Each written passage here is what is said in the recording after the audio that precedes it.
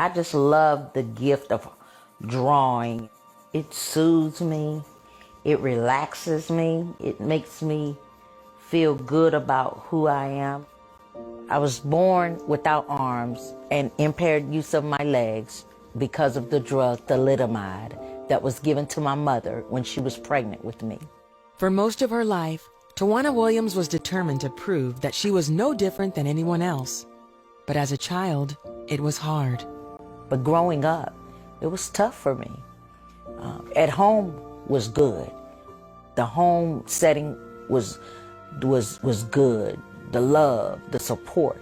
But outside was hard. I had to fit in by any means necessary. If they did it, I wanted to do what they did. I became a follower. I started smoking marijuana and drinking. In high school, she learned that following others also came at a cost. One night, a friend invited her to a party. She didn't tell her it was at a crack house. Smoke was everywhere.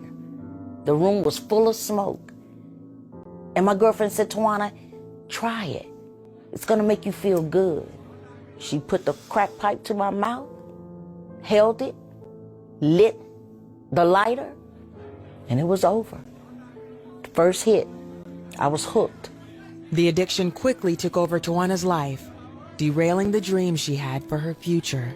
I did not pursue the college and the aspirations that I had in my heart and knowing what I wanted to do. I didn't know how to stop. I just got stuck in my life. Eventually, she got pregnant by a man she was dating. Tawana was terrified. I was afraid to have her because I thought she would be born like me, honestly.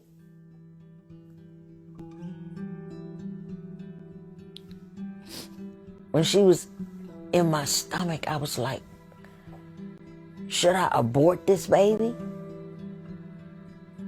Or should I have this baby? For the sake of her baby, she stayed off the drugs, and her daughter April was born healthy. How am I going to take care of her? I don't have arms. How am I going to take care of a baby? But I did it. I figured it out. Though Tawana was a good mother, she still struggled with occasionally getting high. Eventually, she started dating a childhood friend, Toby, who was also in the Air Force. He saw beyond her physical appearance and her addiction. I really didn't look at her as not having arms. I looked at her as being another person. I know that she was a good person on the inside. They talked about marriage, but he told Tawana she had to get clean first. He kept talking to me. He kept praying for me. In the back of my mind, I knew that one day I'd be set free, that it would be over. The drugs would be history for me. I knew it. When Toby was deployed to Saudi Arabia for 30 days, he gave Tawana money to take care of bills while he was away. But the temptation was too great. I betrayed Toby, yeah. It was sad. It was hard. I was fighting to not get high, but I did it. When Toby returned home, Tawana couldn't hide the truth. I was devastated, but he knew. When he looked me in the eyes, he knew. Toby knew. That night, we cried, we prayed. I cried out to God. I said, God, if you're real, you got to help me. I can't do this anymore. I said, I want you to either kill me in my sleep or deliver me from this lifestyle, from these drugs, from this crack addiction. I had an encounter with God that night and went to sleep, and it was done. The addiction was done. God delivered me instantly. Tawana never touched drugs again. She and Toby were married. They also started going to church, and Tawana surrendered her life to Christ. I stood and I came to him.